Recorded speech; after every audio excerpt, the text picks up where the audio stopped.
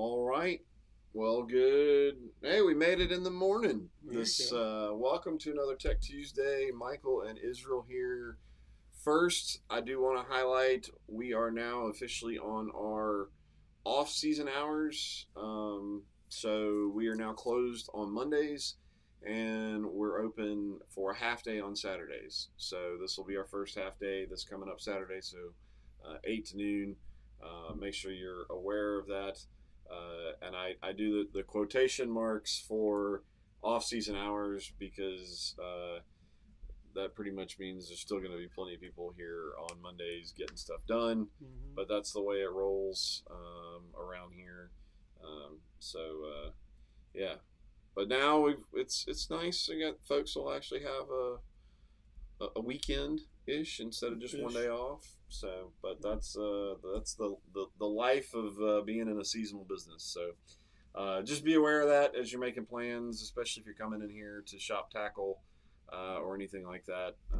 Mondays we will not be. Our tackle guy will be here usually till 11 Yeah. on Monday. So if you need something, you can usually swing by, and Yeah. he'll be here for a little while. Yeah, so he'll be in shipping stuff Just out. don't come at 12 after 12 because there's definitely not going to be any tackle stuff. And you can actually, if you shopped online, Online, yeah. you could set it up for an in-store pickup and probably coordinate with him pretty Yeah. easily and come pick it up. So, good morning, Timmy Taylor. No questions today. All right. Well, I've It's got okay. a few, That means there's few no ideas. problems. Yes, Yeah. yes, that is a good one. Trying to think. iCast. We're gonna sit down and have you, Dano, and Colin went to iCast, Yes, which we did. if you guys don't know, if you're, it's kind of basically it's the fishing trade show for the fishing industry, new product, all that kind of good stuff. So we're going to record and share some of what y'all saw. But in terms of Tech Tuesday, any kind of cool equipment Yeah. that you saw out there? I think what I saw the most of, is, besides tackle, was there's a lot of people came out with new pliers. New pliers? Yeah. There was actually a set of this one company that does titanium, but they had one special edition titanium one that was kind of fancy looking, but it was about $800. Nice. So if you need an $800 pair of fishing pliers, I know where to go. Well, do they do the work for you? Do they do the pliering? Yeah, Yeah. I mean for 800 You bucks. push a button, you just let that sucker go, and it just starts chomping away. No, it's just I don't know. I guess it's for Michael Jordan was on his 80-foot yacht and needed some really light pliers. I mean 800 bucks. Pay somebody that already has pliers to take care of it. I don't know. They're fancy though. That's all right. But they did have some $200 titanium ones too. So. Nice. We have your boat for some preventative maintenance and other work. Well, good. Well, Okay. then I won't keep you long, so you can go get Timmy's That's boat right. taken care of. So, all right, guys, if you've got any questions, drop them in there. I've got a few that I pulled. We actually do have quite a bit going on around here today, so if we end up a little short, we'll still have some fun and hopefully answer some of your questions. Pliers have a way of landing in the bottom of the lake. They do. Yeah, that and cell phones seem to be a favorite. All right. Well, I'm going to start with some stuff that I grabbed off the interwebs. I got him a picture. Everybody a picture said it. That's me out. We're going to have to cover our... Yeah. Well, that's me out in the lake with a fish. I caught a fish in the water on a kayak. So That's about that. free time to go fishing? Yeah. I don't know what's going wrong. Sunday. Oof. So yeah. Well, good. Well, nice. So everybody can be surprised I actually went fishing. All right. So this was in the Yamaha group, 2013 Yamaha 154 stroke, 200 hours on the engine, purchased last October. Just wondering what additives you use when you're regularly adding fuel. Generally add 20 gallons each time. keeps it half full. Tank holds 70 gallons of fuel. I know this is a fairly repetitive thing, but it seems like we can't answer the question enough because it comes up over and over again. Yeah. So, on just about anything, you're gonna Yamaha. I actually use ring free on anything because it's just Tetraline. It's just a good version of it because they concentrate it so well that it actually, does 310 gallons per bottle, the big bottle, and it also has some other nice additives in there too. So, StarTron, I can only tell you what other people tell me because I don't use the products other than I've used ring free and I can see the results of ring free. But from what a lot of people tell me, the StarTron works pretty good as an additive. All right. Well, so one thing that kind of stuck out with me with this question, so putting 20 gallons in at a time.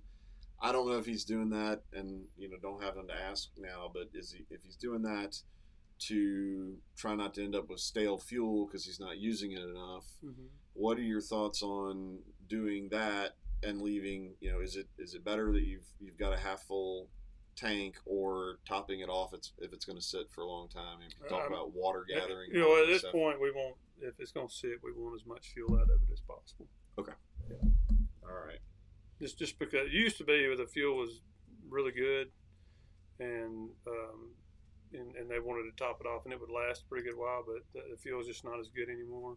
All the regulations and stuff, they can't put a lot of the good additives in it. They put additives in there, but a lot of it's to fight the ethanol that they're putting in there. So ethanol is a deal breaker when it comes to storing fuel in the tank. You need to get it out. All right. So he's probably doing it about right. Just needs to get that ring free in there.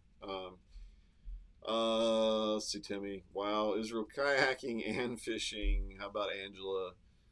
Does she have a kayak? She has access to all the kayaking she could ever want here, but she has other passions in life.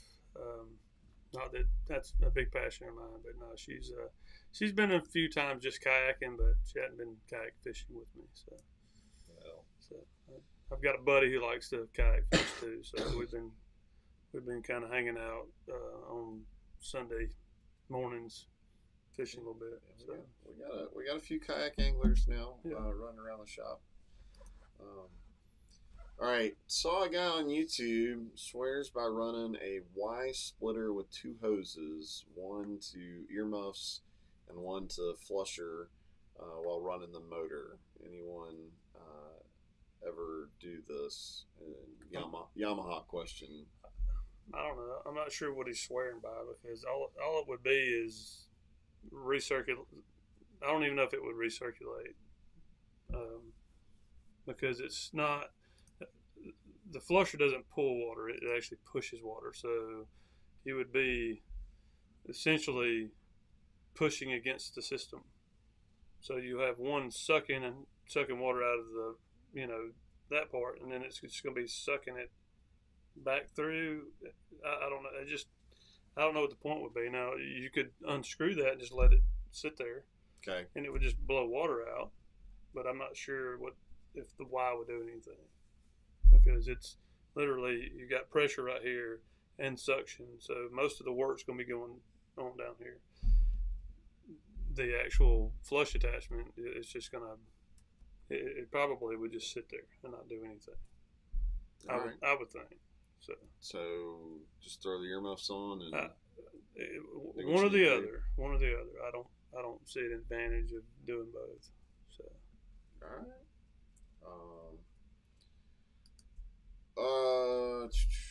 So it's changing out the fuel filter in a 2005 F1 54-stroke. Noticed some black stuff was in the filter. Does anyone know what and where it came from? Yes, I know exactly where that came from. That's a post filter from the VST. That is more than likely brush material from the fuel pump. After a while, the older engines are going to start getting worn brushes, and it's going to go into that filter and stop it up. So if it looks like that, usually you're about to change the pump. Gotcha. Yeah. All right. Well, I'm not, guys. I'm all out of questions. I only grabbed a few, but I guess everything's working for everybody. Yeah. Not having too much. I hope somebody gets a little something out of that. I can't think of anything else big. I mean, we're just, as we said, we're rolling into the off-season hours and trying to, um, keep plugging along. New products coming out. iCast is kind of a big deal for that. So we're looking forward to seeing and hearing all of that kind of good stuff. Yeah. I did get to see the new little sweepy hummingbird thing for the live, mega live. What do they call it? Yeah, that's one thing. Not active target. Target lock. Target lock. Yeah, that's it. Is that what it is? Good, yeah. So yeah. But he gave me a pretty heavy run through on that thing, how everything works, and so the boat can be moving, and you either sweep, it has a little sweep function, and then it's got an actual. You can put it on a stump out there, and you can spin that boat in circles, and that thing will just stay with it. I think you can drop waypoints off of it. That, and then if you want it to move with the trolling motor, so like if you can simulate it being on the trolling motor, so when you're moving your trolling motor, it sweeps with the trolling motor. It's got a little bit of a delay, so if the trolling motor moves, it moves. So, gotcha. But that was interesting,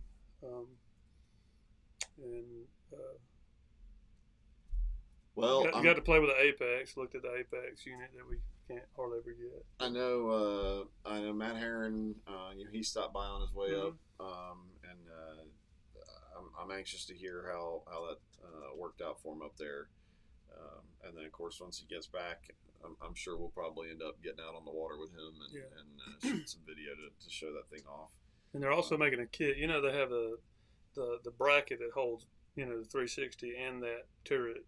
So it's heavy, and the lift assist doesn't work. It just falls down now because it's not strong enough to hold all that stuff. So they're coming out with supplemental bracket. It's going to be like probably $400 or $500 probably that you can upgrade if you have those. The only problem is if once you upgrade with that, if you decide to take that stuff off, it's so strong it'll try to probably hit you in the face, and then you can't get it back down. So you have to kind of decide whether you're going to have that stuff on there or not before you swap. But they hadn't officially come out with that, but he told me that they're it's coming down the line. So well, that's it's kind of amazing where things have gotten on all that kind of stuff. So I'm curious how they do bouncing around at 70 miles an hour. So I guess now you just got to get a 32-inch screen up there on the bow and hook all that stuff up. And who was it? Somebody made like a 22-inch. Is that which company was that? Or was it? Well, Lowrance got the 16. Maybe it was Garmin. That was huge, it's an offshore. It's designed to be offshore. You can get big ones. It's you see somebody up there on the front deck with a 22-inch screen. Yeah, they're probably just watching college football. I'm just saying. All right, Timmy. Thanks for thanks to the excellent service crew. We'll be back on the water soon. Appreciate y'all hosting this regularly. Well, man, it's fun. I hate nobody had any questions. I was counting on you, Timmy, but I appreciate you joining in, and those the rest of you that are watching. Hope you got something out of it. We'll be back next week, probably normal time. Yeah. So, and if you come up with a question, feel free. You can message us directly on the Facebooks, text us or whatever, or drop it in the comments, and I'll try to pull it in and have it queued up for next week. So, these are we'd rather answer the questions that you guys actually have than what we just find interesting. So, all right. Well, I guess that's it. We're off and running. Get back to work. Got lots to do. Been off a week. It's kind of threw my schedule off a little bit, so I gotta get back. You already did a little welding this morning, right? Yeah, we'll grind a little welding. Yeah. So, y'all have a great week. Be safe out there. Stay hydrated. And we'll catch you in the next one. See ya.